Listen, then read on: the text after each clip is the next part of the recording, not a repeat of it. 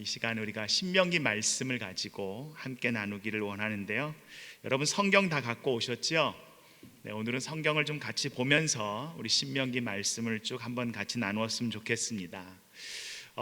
오늘 우리가 성경을 읽을 때마다 성경을 딱 대하면 잘 읽혀지는 책이 있죠, 그죠?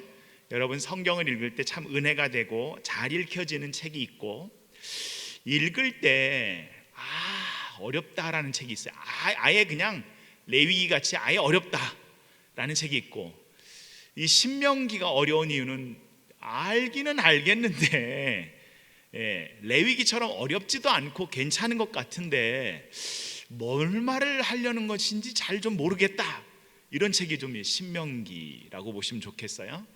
그래서 우리가 이 신명기가 있는 위치는 창출 레민신 중에 5번째 책인데요, 5번째 책인 신명기를 다룰 때 이 5권을 창세기, 출애굽기, 레위기, 민수기, 신명기까지 5권을 따라합시다. 토라. 율법이란 말이 토라인데요, 이 토라라는 말은 원래 야라라는 말에서 나왔어요. 히브리어 동사인 야라라는 말은 뭐냐면 원래는 활을 쏴서 관역을 맞추다입니다. 여러분, 여러분에게 활과 화살이 딱 주어지면 저 멀리 있는 관역에다가 딱 명중시키는 것이 쉽습니까? 어렵습니까? 어려워요. 활과 화살이 주어져도 관역에다 정확하게 딱 맞추는 게 어렵습니다. 그래서 관역에 맞춰야 되는 이 화살이 관역을 못 맞추고 빗나간다라는 것이 뭐냐면 하마르티아라는 하타라는 죄예요. 원래 가야 되는 그 수준에, 원래 가야 되는 그 관역에 못 미쳤다, 빗나갔다, 그 길을 벗어났다라는 겁니다. 그러기 위해서 벗어나지 않기 위해서는 어떻게 되는가? 우리가 활을 잡고 쏘는데 체력이 익숙해야 되는 것이고요, 그리고 그것을 위한 준비 과정이 있어야 되는 것이고, 활을 쏠 때마다 체력이 준비돼서도 항상 집중해야 되고, 또 중요한 것은 뭐예요? 우리의 호흡을 항상 가다듬어야 되죠. 그래서 사격 선수들이 그 정명중을 시키려면 그렇게 철저한 훈련을 한 다음에도, 양궁 선수들 마찬가지 아닙니까? 자신의 호흡을 가다듬고 집중하고 자신이 훈련한 모든 것을 다 해서 딱 명중시킬 때, 그것이 바로 우리 율법이란 말인데요, 율법은 그래서 우리에게 그냥 주어진 게 아니라 우리의 삶에 가야 되는 길을, 바로 그 목적지와 목표를 향해서 정확하게 갈 수 있도록 저와 여러분의 지혜와, 그리고 저와 여러분의 영과 사람과의 관계와, 그리고 우리의 체력이 함께 자라게 하는 하나님의 말씀인 줄 믿습니다. 그래서 이 창출 레민신까지의 5권이 원래는 율법이라서 5권이 다 조화를 이루는 것 같은데요, 왜 어렵냐면 창세기, 출애굽기, 레위기, 민수기까지 읽었던 이 4권의 내용이 신명기에서는 다르게 들리기 때문에 그렇습니다. 관점이 다르기 때문인데, 관점이 다르기 때문에 이 신명기가 있어서 창세기부터 민수기까지 내용을 더 크게 우리한테 입체적으로 보여주는 것인데, 우리는 성경을 읽다가 이 분명히 그 민수기에는, 출애굽기에는 이렇게 얘기 안 했는데, 그러면 어느 게 맞아? 우리는 맞고 틀리는 것을 알려고 하다 보니까 이 2개의 의미가 같이 연결돼서 우리에게 주는 입체적인 의미를 놓치게 되는데, 오늘 이 밤에 짧은 시간이지만 우리 신명기 말씀을 좀 한번 같이 나누면서, 여러분이 5월, 6월 계속 매일 이 신명기를 묵상할 거 아닙니까? 이 신명기를 묵상해서 꽉 짜면 신명기는 딱 한 단어로 요약할 수 있는데, 뭐냐면 바로 인자라는 말입니다. 헤셋, 하나님의 unconditional love, 하나님의 실패하지 않고 무조건적인 사랑에 대해서 이야기하는데, 그 맛을 이 밤에 저와 여러분이 잠깐 함께 보기를 원합니다. 신명기의 원래 이름은요, 따라합시다. 엘레하데바림. 네, 우리 여러분 강의 안에 나누는데 엘레라는 말은 이것들이란 뜻이고, 다바르란 말이 말씀인데 데바림은 말씀드립니다. 그래서 신명기는 1장부터 4장까지, 정확하게 4장 43절까지, 4장 44절부터 28장까지, 그리고 29장 30장, 그 다음에 31장부터 40장, 이 4개의 모세의 고별 설교를 담고 있는 것이 바로 신명기입니다. 이 모세는 이제 이스라엘 공동체가 가나안 땅에 들어가서 살 것을 알고 이 십계명의 실행 세칙을 알려주는 책이 바로 이 신명기며, 이 신명기를 통하여 하나님이 누구인가를 다시 한번 그들에게 리마인드, 기억하게 해주는 책이 바로 이 신명기입니다. 그래서 신자는 신자인 하나님의 명령이란 책이 신명기가 아니고요, 영어로 보시면 듀트로라는 말이 라틴어의 두 번째, 노모스라는 말이 법이잖아요. 그래서 두 번째 법. 그래서 다시 주신 말씀, 다시 맺어주신 계약, 다시 계약입니다. 그래서 우리 창세기부터 이 신명기를 한번 정리를 하자면 따라합시다. 창조의 하나님, 여러분 창세기를 통하여 하나님이 나의 창조주십니다를 고백했다면, 출애굽기는요, 따라합시다. 구원의 하나님, 우리가 종되었는데 우리를 구원해 주셨다. 이 구원이란 말, 여러분 구원받았다라는 말을 여러분 이해하기가 쉽지 않잖아요. 그죠? 때로는 유대인들도 마찬가지였어요. 특히 이 히브리어에는 동사 문장이기 때문에 이 자유, 구원이라는 이 형이상학적인 명사 문장을 이해를 못했기 때문에 레위기 26장 13절에 이 구원이라는 말을 뭐라고 표현했는가? 하나님은 우리를 얼굴을 들고 당당히 걸어갈 수 있게 해주셨다. 우리가 종되어서 눌린 삶이나 죄에 눌린 삶이나 병에 짓눌린 삶이 아니라 우리로 하여금 그것으로부터 자유롭게 당당히 허리를 세우고 얼굴을 들고 걸어갈 수 있게 해주셨다. 이렇게 자유라는 말을 표현하고 있는 것을 볼 수 있어요. 그래서 그 구원받은 이 백성이 하나님과 함께 영적인 교제를 나누기 위해서는 하나님이 거룩하신 것처럼 너희도 거룩하라. 그래서 거룩에 대한 말씀이 이 레위기라면, 민수기는 바로 우리 민수기가 넘버스지만 이스라엘 공동체가 광야를 통과하면서도 그 고난 중에도 함께 하신 하나님을 얘기하고, 창출 레민까지 이스라엘 공동체가 지금 모압 평지에 왔습니다. 근데 이들이 여러분 읽어보시면 항상 믿음을 가지고 하나님을 말씀에 순종하면서 여기까지 왔나요? 아니에요. 불순종하고 깨지고, 내가 흔들려 놓고선 하나님이 흔들렸다 그러고 하나님이 바뀌었다 그러고, 그리고 여기까지 왔는데 하나님이 실패하고 넘어지고 믿음을 놓친 그들에게 다시 하자, 다시 시작하자.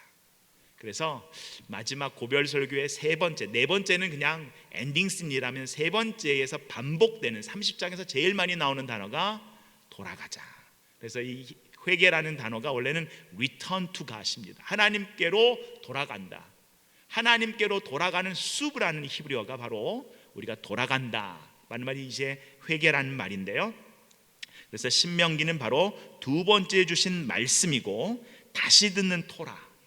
그래서 창출 레민을 정리하는 말씀인과 동시에 이 신명기는 앞으로 우리가 읽게 될 여호수아, 사사기, 사무엘 상하, 열왕기 상하라는 이 신명기 역사서를, 우리가 이 신명기의 말씀을 가지고 우리가 살아가는 역사를 어떤 관점에서 봐야 되는가를 알려주는 또 신명기 역사서의 서론이기도 합니다. 그래서 신명기를 볼 텐데요, 우리 한번 1장 1절 같이 읽어볼까요? 신명기 1장 1절 말씀입니다. 이는 모세가 요단 저쪽 숲 맞은편의 아라바 광야 곧 바란과 도벨과 라반과 하세롯과 디사합 사이에서 이스라엘 무리에게 선포한 말씀이니라. 이 말씀을 보시면 이 장소가 나오는데, 모세가 요단 저쪽에서 얘기한 거래요. 잘 보십시다. 모세가 요단강 저쪽에서 얘기한 거래요. 그럼 이 신명기를 읽고 있는 사람은 저쪽에 있는 사람이에요? 이쪽에 있는 사람이에요?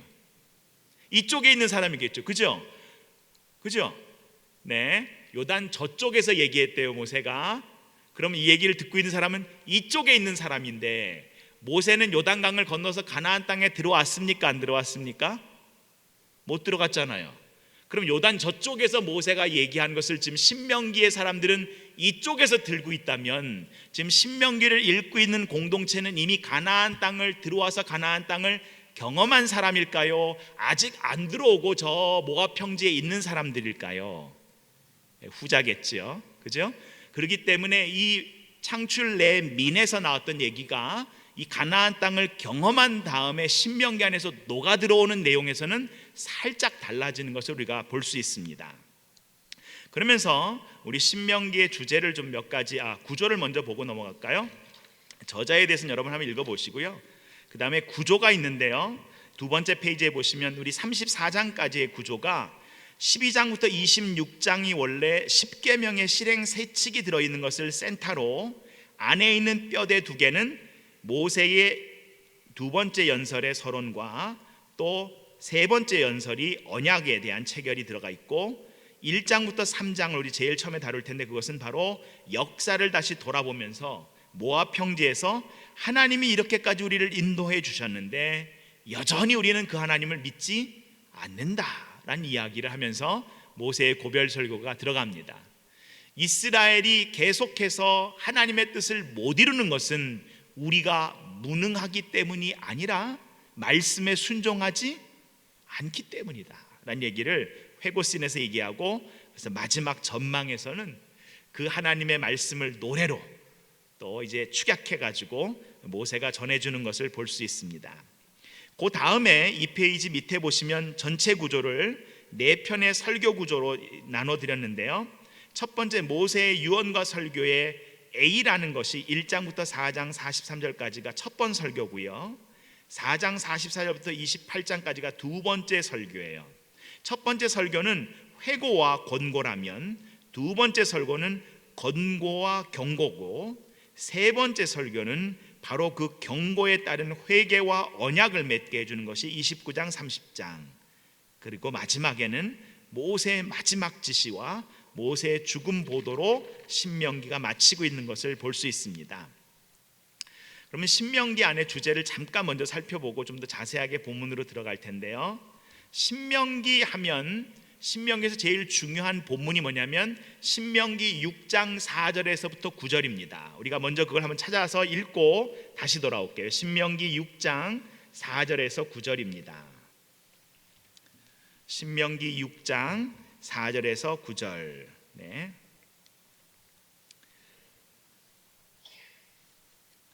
제가 신명기의 가장 중심 주제 말씀이 사랑이라고 말씀을 드렸지요. 4절에서 9절까지 말씀 우리 한번 같이 읽겠습니다. 시작. 이스라엘아 들으라. 우리 하나님 여호와는 오직 유일한 하나님이시니 너는 마음을 다하고 뜻을 다하고 힘을 다하여 내 하나님 여호와를 사랑하라.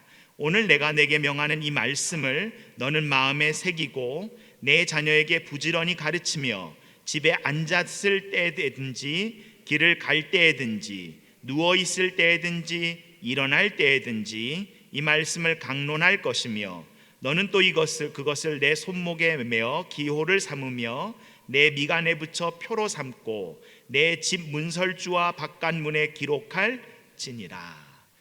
이거를 유대인들은 쉐마라고 합니다. 쉐마가 들으라입니다. 쉐마. 이스라엘은 매일 아침 남자들이 일어나면 이 쉐마를 낭독합니다. 쉐마 이스라엘 아도나이 엘로헤inu 아도나이 하드 하면서 히브리어로 그들이 하나님 앞에서 기도문으로 너는 마음을 다하고 뜻을 다하고 힘을 다하여 주 너의 하나님을 사랑해라 라고 읽는데, 요거를 읽기 전에 또 읽는 본문이 있습니다. 유대인들의 남자는요 매일 아침 일어나면 세 가지를 감사합니다. 세 가지를 감사하면서 기도를 하는데, 첫째, 하나님 제가 이방인으로 태어나지 않은 것을 감사합니다. 두 번째로, 하나님 제가 종으로 태어나지 않은 것을 감사합니다. 세 번째로, 미안합니다, 여자로 태어나지 않은 것을 감사합니다 라고 하면서 기도해요. 그래서 유대인들은 자신들이 유대인이라는 것과 그리고 자신들이 자유인이라는 것과 남자라는 것에 대해서 굉장한 프라우드가 있습니다. 그런데 그들 유대인에게 이 자유에 대해서 얘기하는 갈라디아서에서 사도 바울이 그리스도 안에서는 유대인이나 이방인이나, 여러분 이방인이 foreigner가 아닙니다. 영어로 보시면 Jewish or non-Jewish입니다. 유대인이 아니든지, 그리고 자유자나 종이나 남자나 여자나 그리스도 안에서는 모두가 어떻다고요? 하나다입니다. 우리 충현선교교회나 우리가 섬기는 그리스도 몸된 교회는 모든 이들이 그리스도 안에서 한 몸을 이루는 줄 믿습니다. 요 말을 하기 전에 또 읽는 본문이 하나가 더 있는데 조금 힘들더라도 찾아봅시다. 호세아서 2장입니다. 호세아서 2장 19절에서 20절. 분명히 신명기의 말씀은 너희는 하나님을 사랑하라 라고 얘기하지만, 그러면 그 이전에 하나님이 우리한테 뭐라고 하시기에 우리가 하나님 사랑하냐라는 하나님의 고백에 대한 부분을 읽게 되는 것이 호세아서 2장 19절에서 20절인데요. 우리 한번 같이 읽어보겠습니다. 호세아서 2장 19절에서 20절을 요 본문 바로 앞에 테펠렘을 착용하고 유대인들 성인 남성들은 읽습니다. 같이 읽어볼까요? 내가 내게 장가들어 영원히 살되 공의와 정의와 은총과 긍휼이 여김으로 내가 장가들어 진실함으로 내게 장가들리니 내가 여호와를 알리라. 여러분, 호세아서는 1장부터 3장은 호세아와 고멜의 이야기를 하면서 이스라엘이 하나님을 떠난 우상 숭배로 말미암은 음란함에 대해서 이야기하는데, 그 중간에 하나님이 뜬금없이 이스라엘 백성들한테 뭐라 그러냐면, 이제는 너희 입에서 바알신의 이름을 없애버리고 너희가 남편이라고 주인이라고 얘기하는 바알들을 다 없애버릴 거야. 그런데 왜 그러냐? 내가 너를 영원히 아내로 맞아들여서 너에게 정의와 공평으로 너를 대하고 너에게 변함없는 사랑과 긍휼을 보여주며 너를 아내로 삼아 매일 나는 너를 성실한 마음으로 너와 결혼하며, 그러면 너는 나를 주를 여호와인 줄 알 것이다. 여러분, 하나님이 이상하지 않으신가요? 하나님이 힘이 있으시고 갑이라면 우리한테 야, 니들 왜 말을 안 듣고 그렇게 살아? 이렇게 살라고 얘기를 했는데 안 되겠구나, 일로 와 해가지고 벌을 주시든지 고난을 주시든 해야 되는데, 여러분 성경을 가만히 읽어보시면 하나님의 영은 능력이 있고 힘이 있으신데, 그 힘이 두려운 힘이 아니라 저와 여러분을 보호하고 자라게 하고 성장해서 그리스도의 장성한 분량까지 우리를 인도하는 부드러운 하나님의 영인 줄 믿습니다.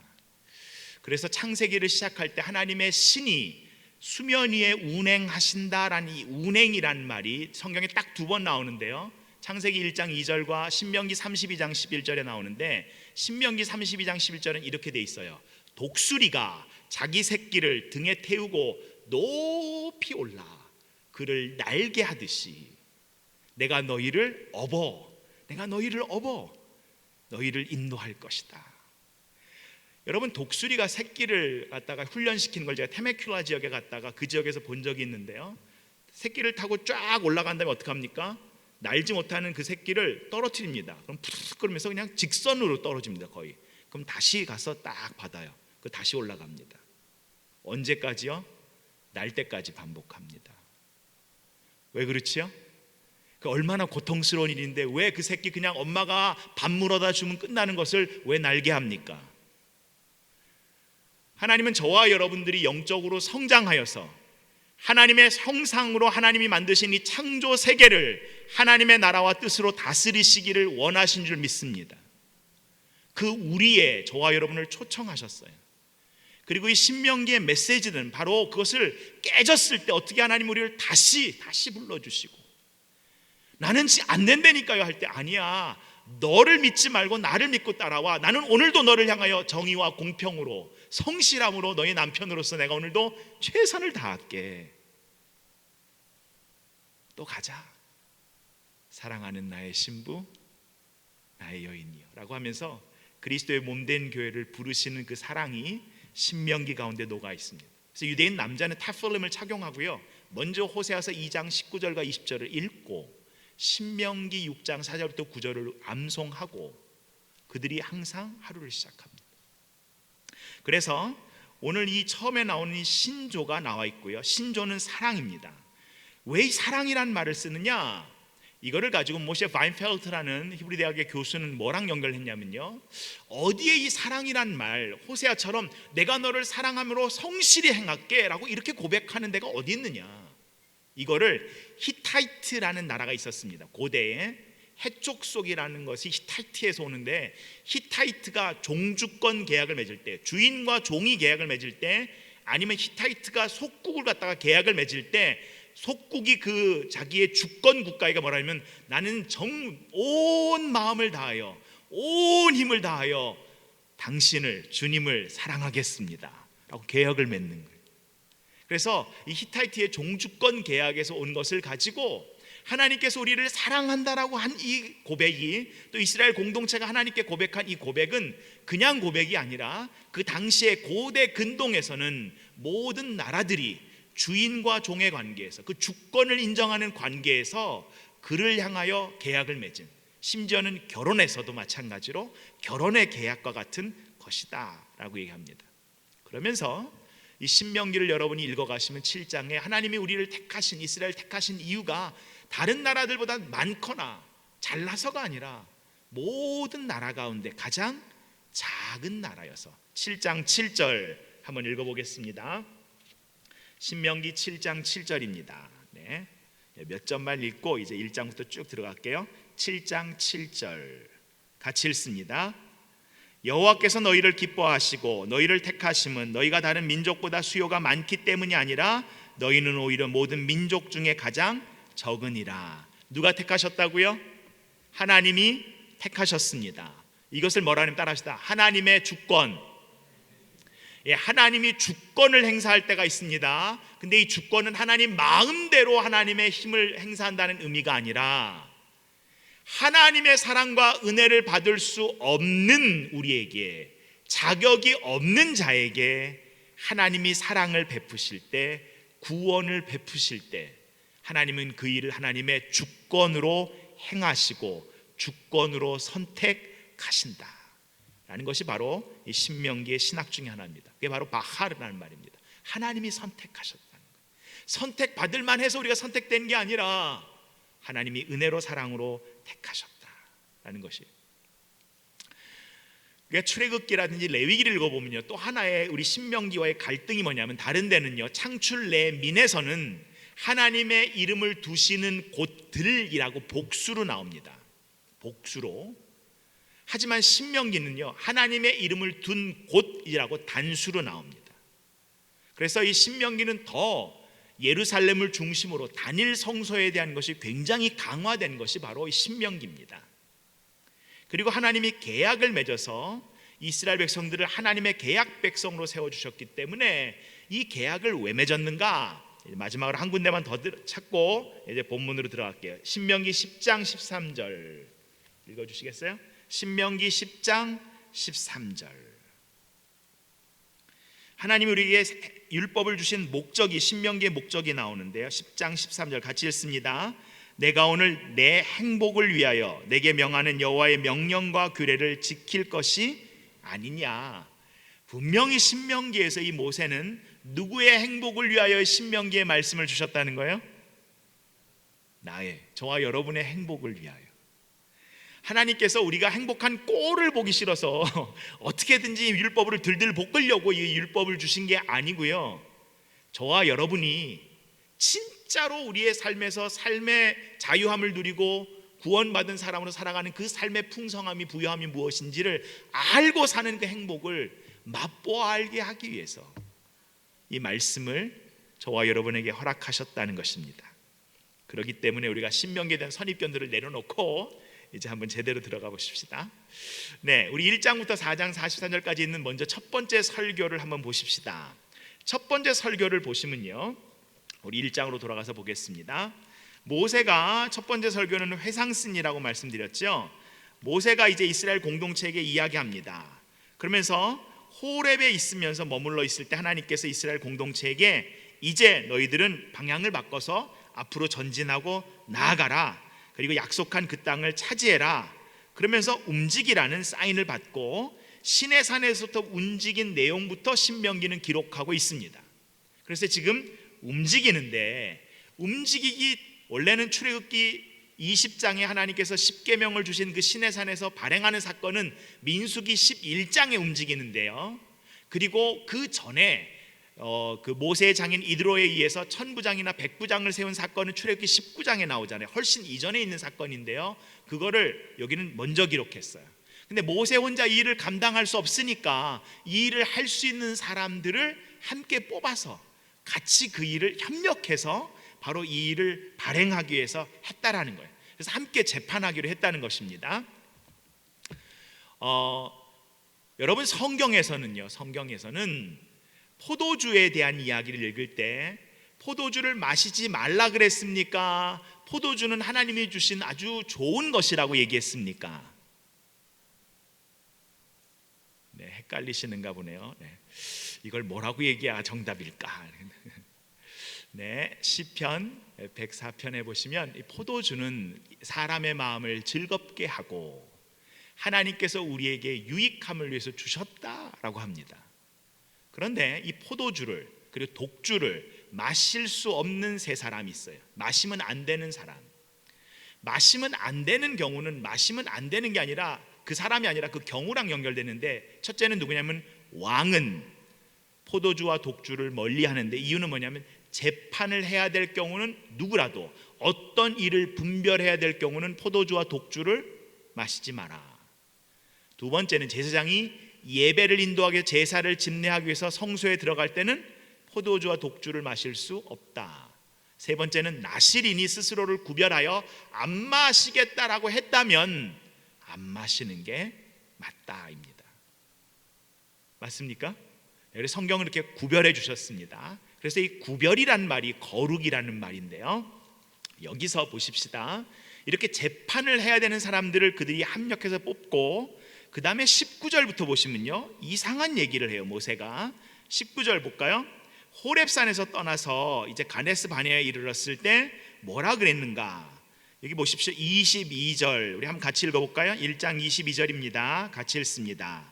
너희가 다 내 앞으로 나와 말하기를 우리가 사람을 우리보다 먼저 보내어 우리를 위하여 그 땅을 정탐하고 어느 길로 올라가야 할 것과 어느 성읍으로 들어가야 할 것을 우리에게 알리게 하자 하기에입니다. 우리가 아는 민수기 13장에서 모세가 각 지파의 리더 12를 뽑을 때 누가 모세에게 그거 뽑으라고 얘기하셨죠? 하나님께서. 그죠? 하나님이 모세에게 말씀하셔서 12명의 리더를 뽑고 12명의 정탐꾼이 40일 동안 가나안 땅을 정탐하게 한 것이 민수기 13장과 14장의 얘기였잖아요. 맞습니까? 예, 그렇습니다. 근데 신명기 지금 모세의 이야기를 들어보니까 지금 이 정탐하자고 얘기한 게 하나님이 먼저 얘기하셨다는 거예요? 아니면 이스라엘 백성들이 와서 모세에게 요청을 먼저 했다는 거예요? 같이 조금 전에 읽었는데 반응이 저희 교회 같습니다. 분위기가 어째? 이스라엘 공동체가 모세에게 먼저 요청했다는 거지요. 맞습니까? 네, 맞습니다.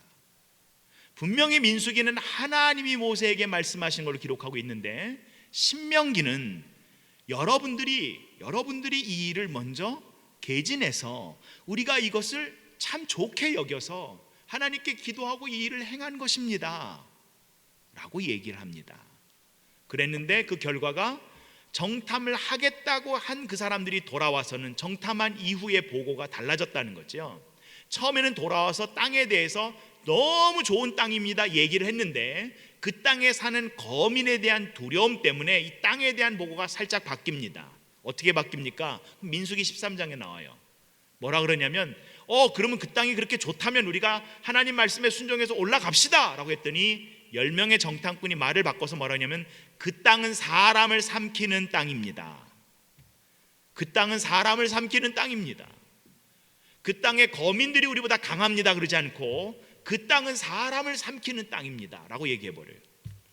그랬더니 이스라엘 백성들이 그럼 하나님이 우리한테 잘못 얘기했네, 그 적과 꾸리는 땅이 아니네, 그래가지고 그 땅은 하나님이 주신 곳입니다 라고 얘기하는 모세와 아론과 여호수아 갈렙을 돌로 쳐 죽이려고 그럴 때 하나님이 그들 가운데 간섭하시고, 14장에서 21절 이후에 보시면 민수기에서 너희 말이 내 귀에 들린 대로 내가 너에게 행할게 라는 것에 대해서 지금 신명기가 다시 리마인드 해주는 겁니다. 다시 그들에게 알려주는 것입니다. 그 결과 40년의 광야 생활을 하면서 40일 동안의 정탐한 것에 대한 불순종 때문에 40년을 광야 생활하면서 출애굽 1세대가 다 광야에서 죽었던 것을 모세가 그들에게 설명하는 장면입니다.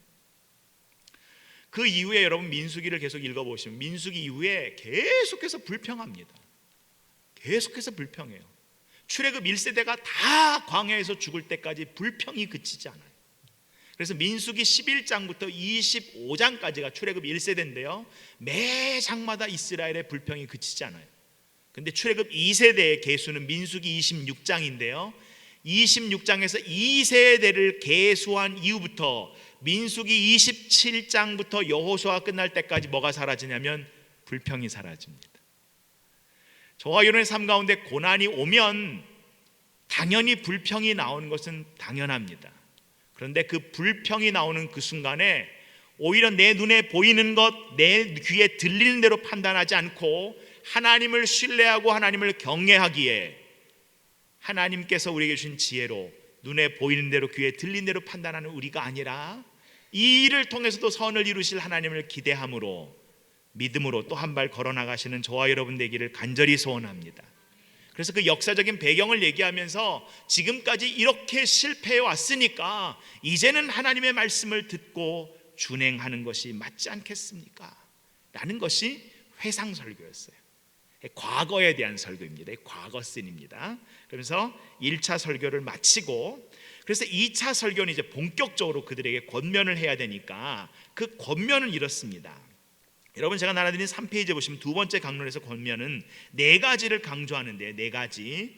밑에서 다섯 번째 줄 첫째는 이 말씀을 들으라입니다. 쉐마 들으라.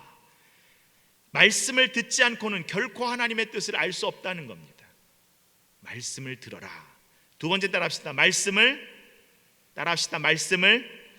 배우자. 말씀은 단순히 듣는 것이 아니라 그 말씀을 배워서 내게 익숙해지게 하는 것입니다. 배우는 것은 머리로 배우는 것이 아니라 그 말씀이 내 삶에서 내 행동이 그 말씀과 함께 움직여갈 수 있도록 능숙해질 때까지 배우는 것인데 그럼 어떻게 배울 수 있느냐? 그것을 말씀을 지키면 배우게 되는 거예요. 그 말씀에 순종하면 배우게 되는 거예요.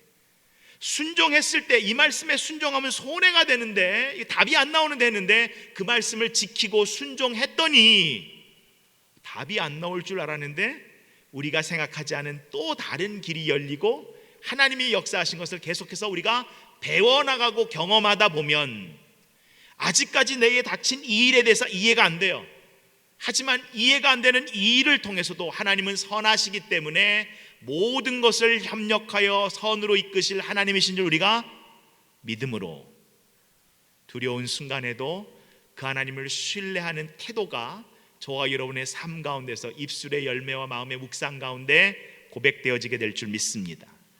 그게 행하는 것입니다. 그래서 말씀을 듣고 말씀을 배우고 그리고 말씀을 지키고 말씀에 그것을 행하는 것, 이것을 해야 됩니다 라고 하면서 4장 44절에서부터 신명기를 이제 시작합니다. 이게 신명기 아주 골자 메시지입니다. 계속해서 말씀을 듣고 말씀을 배우고 말씀을 지키고 말씀을 행하는 것, 이것이 계속해서 신명기에서는 앞으로 반복이 됩니다. 그러면 무엇을 지킬까요? 라고 할 때 10계명을 다시 주십니다. 여러분 출애굽기 20장에 나온 10계명이 민수기 5장에 나오는데요, 여러분이 자세하게 두 개의 10계명을 비교해 보시면 약 20군데가 다릅니다. 출애굽기의 10계명과 신명기의 10계명은요 되게 비슷한 것 같지만 조사나 이런 것까지 다 하면 한 20군데가 다르고 큰 군데는 한 7군데가 다른데요, 그 중에 딱 두 개만 여러분에게 짚어드릴게요.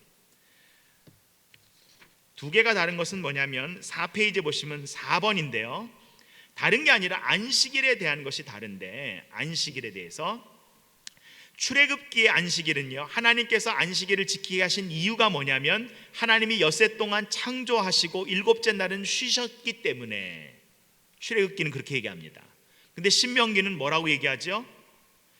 너희가 애굽에서 종되었는데 하나님께서 너희를 강한 손과 편팔로 인도하여 내셨기 때문에 너희가 안식일을 기억하여 지킬 때마다 그 하나님의 무엇을? 구원을 다시 생각하고 그 구원을 다시 누려라 라는 것이 안식일 제정과 지키는 목적으로 신명기는 우리에게 이야기하고 있습니다. 출애굽기에서 발전했습니다. 신명기는 출애굽기의 구원을 경험한 것을 얘기하고 있어요. 출애굽기는 창세기를 기점으로 얘기하고 있다면 이 얘기의 포인트가 좀 다릅니다. 그 다음에 재미있는 것은 10번째 계명인데요 출애굽기는 탐내지 말아야 하는 순서에 제일 먼저 집부터 나와요. 집, 아내, 밭, 남종, 여종 이런 식으로 나가는데요. 신명기는 아내가 제일 먼저 나옵니다.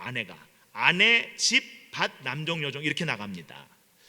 집이랑 아내의 순서가 바뀌었습니다. 왜 바뀌었을까요? 보십시오. 출애굽기는 지금 가나안 땅을 정복하는 초기고 아직 이 집이나 모든 것이 안정이 안 됐어요. 그럴 때는 제일 먼저 우선순위가 뭐를 얻는 것이 중요하죠? 집입니다. 그때는 집. 여러분 이민 와보시면 아잖아요. 이민 왔을 때 처음에 여러분들이 안정이 안 됐을 때 어느 분 이제 장로님 댁에 가서 이제 목장 예배를 하는데 집이 참 안정이 돼 있으면 야, 우리는 언제는 이런 집에서 살까라는 집에 대한 관심이 있습니다. 근데 이 집이 안정이 돼서 신분도 해결이 되고 집이 다 됐습니다. 그러니까 그 다음부터는 집에 대한 유혹이 아니고 옆집 아주머니가 보이기 시작하는 거죠. 그러니까 사회 체제가 안정이 되고 시큐리티가 주어진 후에는 그 다음에는 집의 문제가 아니라 이제부터는 음란의 문제가 훨씬 더, 자신의 쾌락과 이런 어떤 관계의 문제가 훨씬 더 이스라엘 공동체를 치고 들어옵니다. 그래서 신명기는요, 집보다 아내에게 탐욕의 순서를 우선순위를 두고 있고, 출애굽기는 집에 그 우선순위를 두고 있는 것을 우리가 볼 수 있습니다. 이걸 통하여서 하나님의 말씀은 그 시대와 그 상황에 따라서 그들이 주어진 그 말씀을 그들 공동체에게 전달하면서 그들 공동체가 그 말씀을 그 시대에 맞게 해석하고 그들에게 도전이 되게 하고 그들에게 그 말씀이 가이드라인이 되어서 그들이 살 수 있게끔 성경의 전달자들은 우리에게 기록해 주었다는 것을 볼 수 있습니다.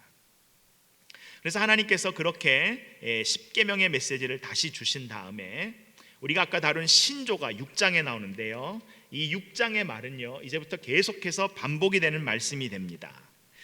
이 6장으로 넘어갈 때 하나님께서 5장 3절에 이렇게 말씀하십니다. 오늘 여기 살아있는 요 세 가지가 바로 하나님과 계약의 당사자입니다.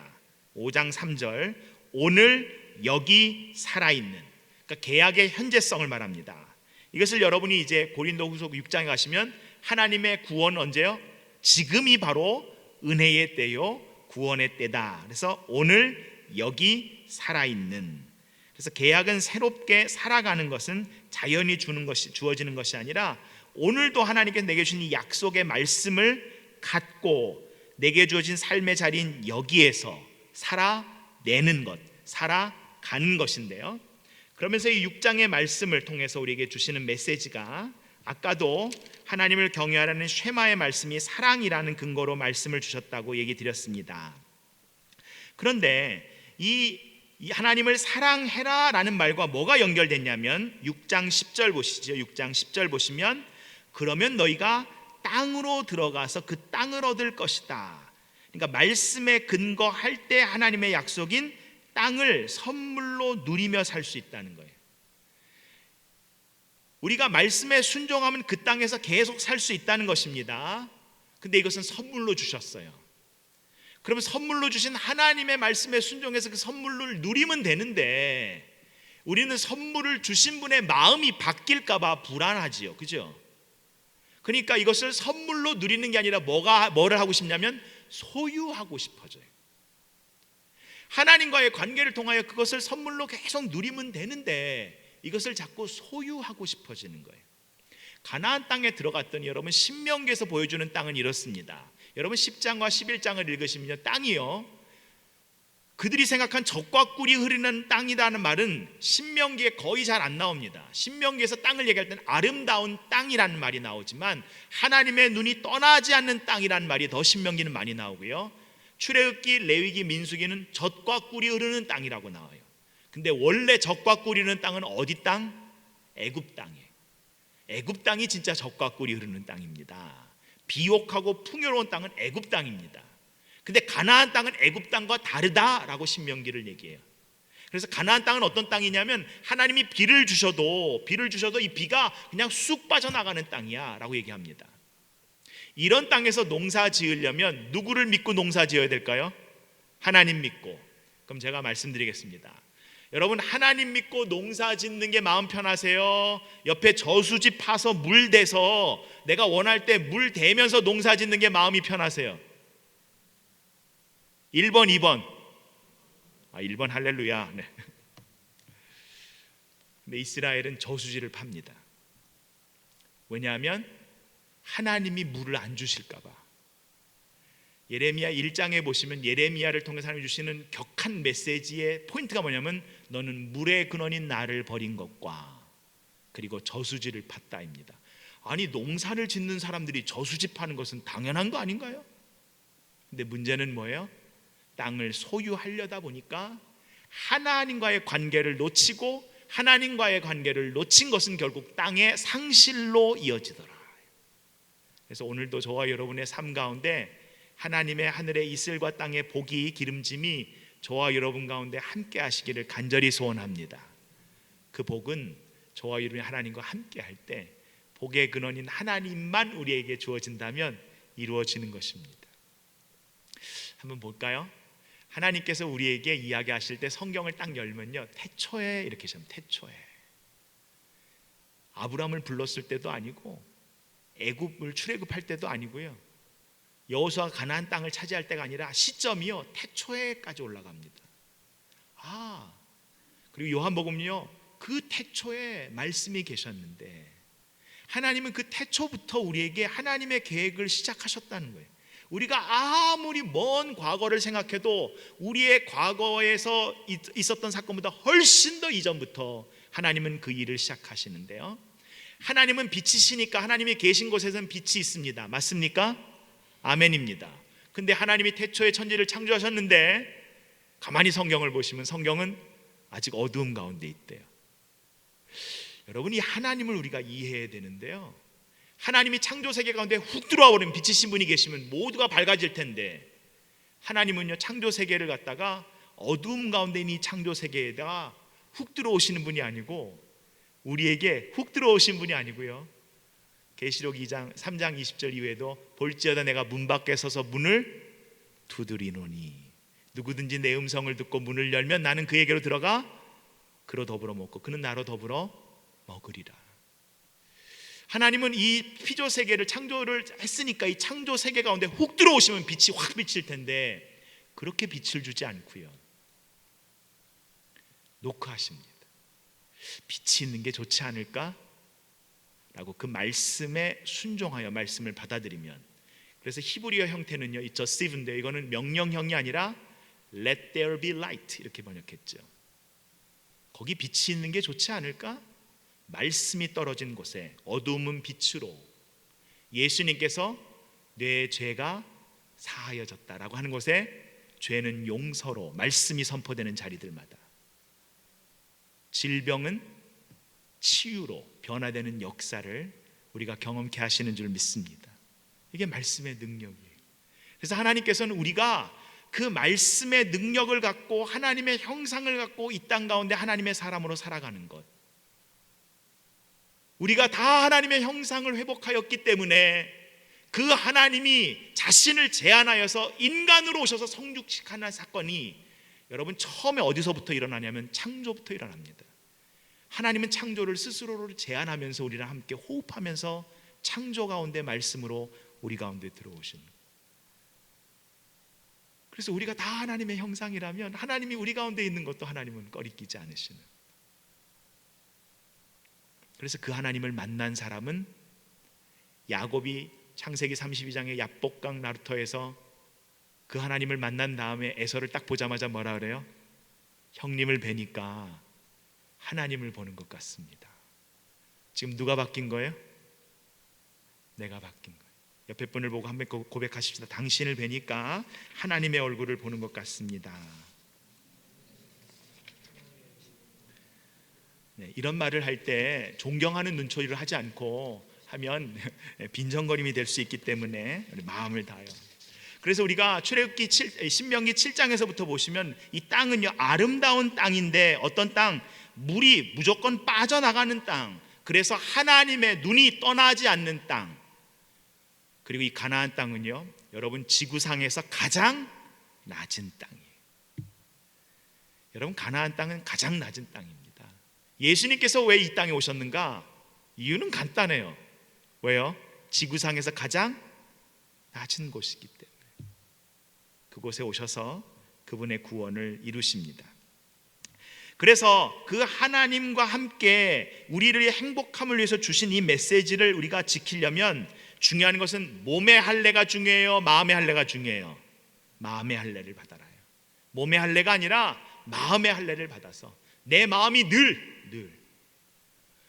욥기를 통해서 보면 욥이 나는 당대의 완전한 자요, 사람들이 얘기하니까 자기도 그렇게 생각하잖아요. 나는 죄 안 지었다고 생각하잖아요. 근데 하나님을 만나는 순간 그가 갖고 있던 내게 익숙함이 익숙한 게 아니었네요. 하나님, 내 하나님 잘 몰랐네요. 이제까지는 귀로만 들었는데 이제 눈으로 봅니다. 내게 덜 익숙해진 이것, 불편한 나와의 다름 제가 받아들입니다. 그리고 이것이 익숙해질 때까지 또 주님, 제가 이것을 붙잡고 가겠습니다.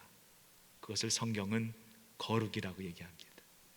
나와의 다름을 용납한 그것을 통하여 내가 더 한 단계 그리스도의 장성한 분량까지 성장해 가는 것. 이 일을 위해서 12장부터 26장은 신명기 법전인데요, 여러분 8페이지에 보시면 신명기는 실행 세칙들인데 무엇을 주셨는가, 거기 이렇게 좀 요약을 해놨습니다. 먼저 신명기 12장과 14장, 15장에 있는 내용들은요, 1계명부터 3계명, 우리가 10계명의 1계명부터 3계명이 뭐죠? 나 외에는 다른 신을 두지 마라, 위로나 아래나 우상 숭배하지 마라, 여호와 이름을 망령되이 일컫지 마라. 여기에 대한 실행 세칙을 얘기하고요, 15장 1절부터 18절은 안식일을 거룩하게 지켜라라는 내용, 16장 18절부터 19장 21절은 내 부모를 공경하라는 내용이 어떻게 그것을 배우고 지켜야 되는가.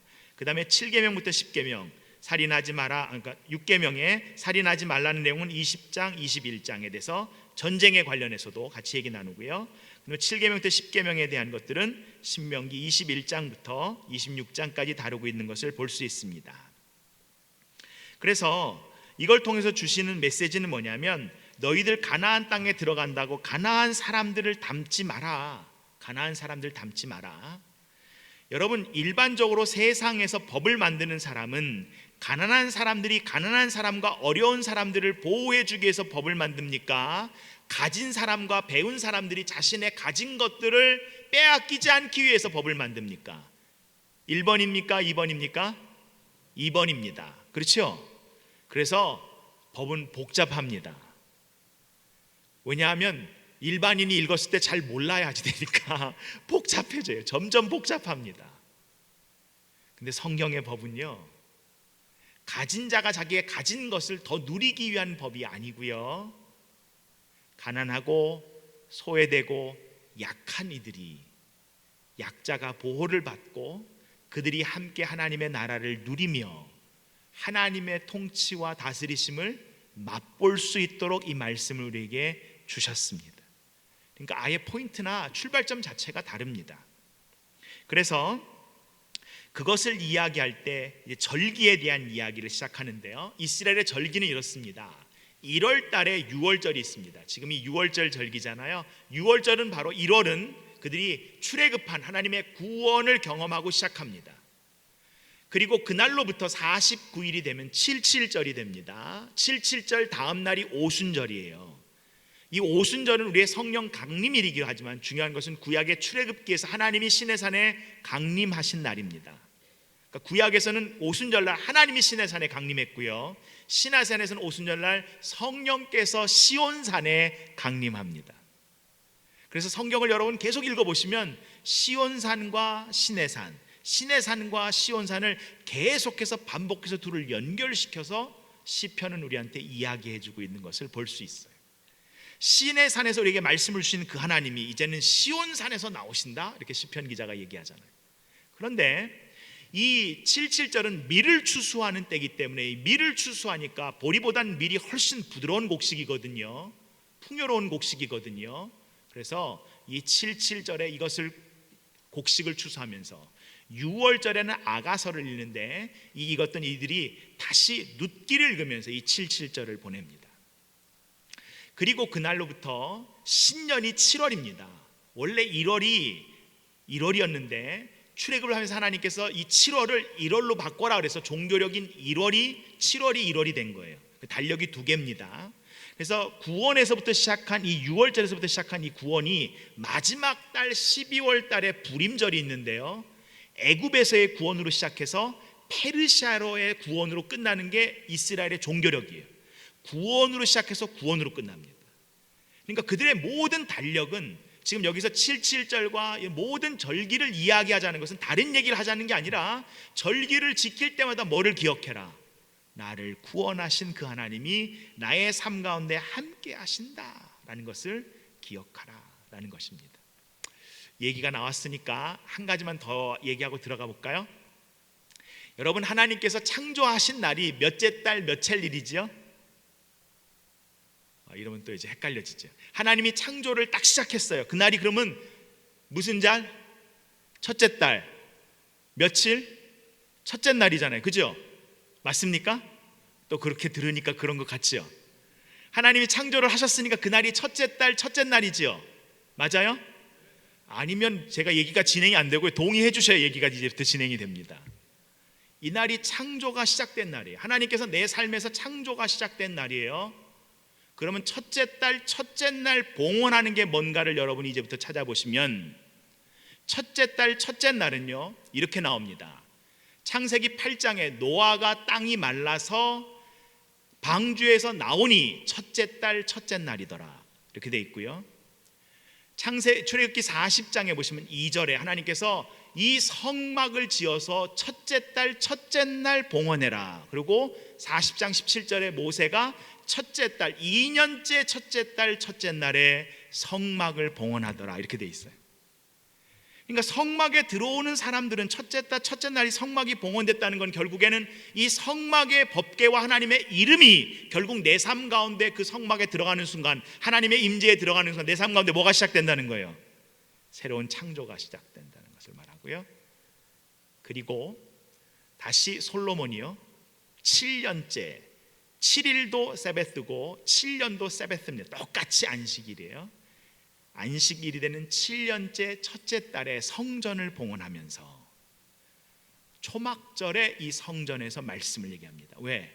여러분, 신명기 마지막에 보시면 모세가 이렇게 얘기해요. 항상 매 7년 초막절에는 말씀을, 모세오경을 다 읽어주어라, 낭독해 주어라. 그러니까 성막이 곧 말씀이고, 말씀이 곧 성전이고, 성전이 곧 하나님의 창조의 현장이며, 우리가 그 말씀이 우리 가운데 들어올 때 우리 가운데 하나님의 창조의 질서가 회복된다라고 성경은 우리한테 다시 한번 리마인드 시켜줘요. 같은 날짜, 절기들은 계속해서 이렇게 연결이 되면서 우리에게 계속 우리로 하여금 하나님의 약속과 구원을 기억하게 합니다. 그래서 이렇게 십계명의 실행 세칙들이 쭉 26장까지 나옵니다. 그러면서 거기 있는 것들이 이제 15장까지는 절기에 대한 거고요. 9페이지 보시면 사법 제도에 대해서 16장에서 17장까지 나옵니다. 이 사법 제도가 왜 중요하냐면 재판장들이 하나님을 대신해서 이 일을 하기 때문에 여기서 말하는 재판관을 히브리어로 보시면 엘로힘이라고 돼 있어요. 하나님이라고 돼 있어요. 원래 샤바트라는 판관이라는 그 히브리어가 있습니다. 그런데 재판관이란 그 판관이라는 이름을 빼고 이 재판관은 누구를 대신해서 재판하는 거예요? 하나님을 대신해서 재판하는 거니까, 하나님을 대신해서 분별하는 거니까 자기가 하는 그 일이 내 일이 아니라 누구의 일? 바로 그 일이 성직인 줄 알라라는 것이 신명기에 녹아 있고요. 그 다음에 17장 14절 이후에 보시면 왕에 대한 규례가 있습니다. 여러분, 신명기의 말씀은 왕은 누가 세운다? 너희들이 세운다 그랬어요. 하나님은 왕을 세운다 그러지 않았습니다. 하나님은 선지자를 세운다 그러셨는데 백성들이 왕을 세운다 그랬어요. 백성들이 왕을 원한다는 거예요. 하나님이 분명히 그들의 보호자인데 보이지 않는 하나님보다 보이는 왕이 있어서 그 왕이 우리를 보호해 주기 원하는데, 그러면서 자격을 얘기합니다. 9페이지 밑에서 한 10번째 줄 보시면 첫째는 뭐죠? 형제 중에 한 사람. 이건 이스라엘 사람만이어야 한다는 의미보다는 형제 위에 교만하지 않는 사람이라는 의미가 있어요. 형제 중에 한 사람이라는 뜻은. 두 번째, 말을 많이 두지 마라. 왜? 말을 얻으려면 이집트로 내려가야 되고 그 종교와 문화의 영향을 받으면서 또 고대 사회에서 말은 사람보다 말이 더 먹지요. 그러니까 말의 가치가 더 있었어요, 사람보다. 여러분, 말을 지키는 종이요, 자기의 말이 죽으면 종도 같이 죽었습니다. 그렇기 때문에 이 말을 많이 두지 마라라는 것은 전쟁하지 마라. 그리고 세 번째는 은금을 많이 두지 말고, 아내를 많이 두지 말고 은금을 많이 두지 마라. 그리고 항상 해야 되는 게 뭐냐? 왕은 율법서를 복사해서 평생에 자기 옆에 두고 하나님을 경외하면서 자기 동족을 깨우는 사람이 왕이 돼야 된다. 이렇게 왕은 이런 사람 뽑아라 라고 얘기해 주셨어요. 그러면서 18장은 제사장과 레위인에 대한 규례를 얘기하면서 하나님이 선지자를 세우시는데 누구와 같은 선지자를 세우냐면 모세와 같은 선지자를 세우는데, 그래서 아주 중요한 얘기를 합니다. 18장 후반부에 18장 15절 이후에 보시면, 그런데 그 선지자가 하나님의 이름으로 예언을 했음에도 그 예언이 성취되지 않으면 그 예언은 하나님 말씀이 아니다. 그러니까 그 선지자의 말을 두려워하지 마라 그랬습니다. 그렇다면 예언자가 하나님의 말씀이라고 선포할 때 사람들은 그 자리에서 저건 하나님의 말씀이 아니야 이렇게 분별했을까요? 아닙니다. 그 예언이 기록되려면 언제까지 기다려져요? 예언이 성취될 때까지 기다렸다가 성취된 예언들이 우리의 성경에 들어온 겁니다. 그럼 성경에 들어오지 않은 수많은 예언들도 있었을까요? 없었을까요? 많았지요. 엄청나게 많았지요. 자기 귀를 즐겁게 하는 얘기가 엄청나게 많았지요. 대표적인 예로 여러분 예레미야 27장 위에 보시면 하나냐라는 선지자가 있습니다. 이 선지자가 설교만 하면 모든 백성들과 심지어는 왕과 다른 각국의 대사들도 그의 설교를 듣고 은혜를 받았어요. 진짜 하나님의 예언인 예레미야가 설교만 하면 귀를 틀어 막았습니다.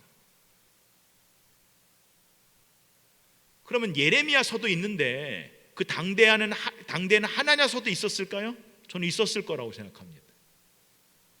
근데 그의 예언은 이루어지지 않으니까 사라지는 거예요. 소멸되는 거예요.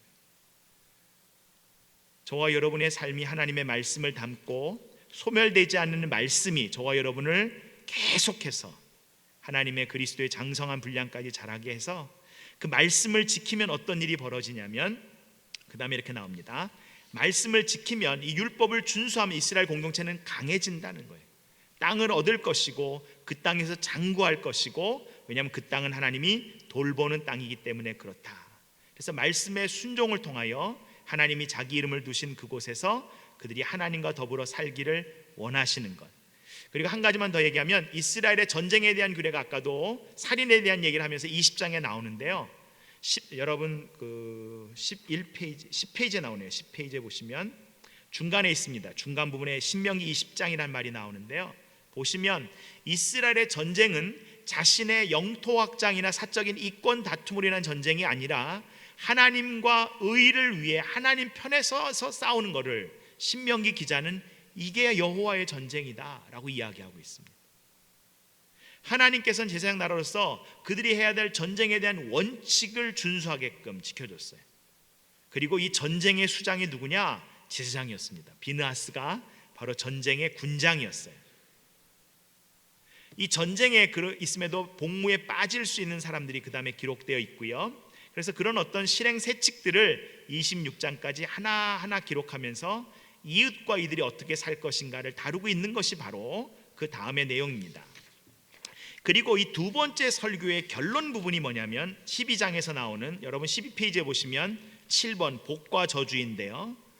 두 번째 설교, 하나님 분명히 반복해서 말씀을 들어라 그리고 말씀을 지켜라 라고 했는데, 그 말씀을 지키면 복을 받고 그 말씀에 순종하지 않으면 저주를 받는다 라면서 복에 관한 말씀은 14절이고 저주에 대한 경고는 54절이에요. 4배나 많습니다. 그래서 하나님의 말씀에 순종할 때 복이 무엇인가 다시 한번 보시면 저와 여러분이 그리스도 안에서의 진정한 자유를 누리는 삶이 무엇인가를 다시 한번 그 복을 통해서 우리가 알 수 있고요. 시간이 많이 갔기 때문에 우리 세 번째 강론 29장과 30장은요 세 번째 연설인데요. 여기 이스라엘과 다시 한번 계약을 맺습니다. 30장부터 보시면 29장에 보시면 이 모세가 다시 말한다 라고 하면서 그들과 계약을 맺는 장면이 나옵니다. 계약을 맺는 그 계약이 다시 이스라엘 공동체 29장에서 계약을 맺는다면 30장에서 묻습니다. 너희가 복 받는 길이 그럼 뭔가? 죄를 지었는데 어떻게 또 복을 받을 수 있을까? 그것은 당신들이 복을 받을 수 있는 것, 내가 저주와 복을 다 말했으니까 복을 받기 원한다면 여러분, 회복의 말씀 뭐냐면 회개입니다. 따라합시다. 회개는 후회가 아닙니다. 여러분, 잘못했습니다. 그거 회개 아닙니다. 울고불고 하는 거 그거 회개 아닙니다. 후회지요. 회개는 다시 안 하는 겁니다. 나의 가는 길을 돌이키는 겁니다. 벗어났던 길에서 제대로 된 길로 돌아오는 겁니다. 성경은 그것이 회개라고 얘기하고 있어요. 돌이킬 회, 고칠 개자입니다. 고치는 것입니다. 그래서 다시 고치는 것, 말씀에 순종하기 위해서 하나님께로 돌아가는 것. 아까 제가 호세아서 읽어드렸죠. 하나님이 우리에게 모든 것을 다 주면서 내가 내 남편으로 성실하게 행동할게 라고 왜 얘기하셨을까요? 그 이유는 딱 하나입니다. 하나님이 우리를 얻기 위해서 자신의 모든 것을 다 주는 겁니다. 이것을 우리가 부부의 관계에서 우리가 배웁니다. 사랑한다는 것은 나만 그를 사랑하는 것이 아니라 그 사람이 나를 사랑할 수 있게 해주는 게 사랑입니다. 마음껏 나를 사랑할 수 있게. 여러분, 아가서를 읽어보시면요, 내가 그 사람을 사랑한다는 것은 그 사람이 나를 마음껏 사랑할 수 있도록 사랑하는 게 바로 사랑이라는 것을 얘기하고 있어요. 하나님은 저와 여러분을 사랑하실 뿐만 아니라 우리가 하나님을 사랑하는데 그 하나님이 우리를 사랑하시는 것을 마음껏 사랑하실 수 있도록 열어주고 하나님께 가까이 가길 원합니다. 질문 드립니다. 여러분이 가장 사랑하는 것이 무엇입니까? 내가 가장 사랑하는 건 한 5가지라고 할 때 여러분, 그 5가지 가운데 하나님이 계십니까? 한번 여러분 삶을 살아가면서 내가 가장 사랑하는 게 뭐지? 내가 정말 사랑해서 기도하는 게 뭐지? 라고 할 때 그 중에 하나님이 없다면 우리가 하나님 사랑한다는 게 맞을까요? 하나님은 가장 사랑하는 것의 우선이 누구냐면 저와 여러분인 줄 믿습니다. 자신을 다 주기까지 사랑하셨다는 것은, 그 인자로 우리를 대하셨다는 것은 다른 게 아니라 우리의 사랑을 받기 원하신다는 거예요. 그래서 우리의 신앙의 목표는 하나님을 믿고 안 믿고 그것을 차원을 넘어서서, 믿는다는 차원을 넘어서서 내가 어제보다 오늘 더 하나님 사랑하기를 원합니다 라는 고백이 저와 여러분의 고백이 되길 원합니다. 이것이 마지막 이제 모세의 고별 설교입니다. 모세가 이렇게 고별 설교를 합니다. 여러분이 얼마나 행복자인지 아십니까? 하나님이 사랑하는 당신이 얼마나 행복한 사람인 줄 아십니까? 그리고 이 마지막 31장부터 34장을 읽으면 눈물이 나는 게, 제가 이 담임 목회를 하다 보니까 모세가 32장에서 노래를 지어줘요. 노래를. 왜 노래 지어줬을까요? 시큰 30장 설교해놓고 왜 마지막에 한 장에 걸쳐서 지금까지를 요약 설교하면서 노래로 만들어줬을까요? 잊어버릴까봐. 잊어버릴까봐.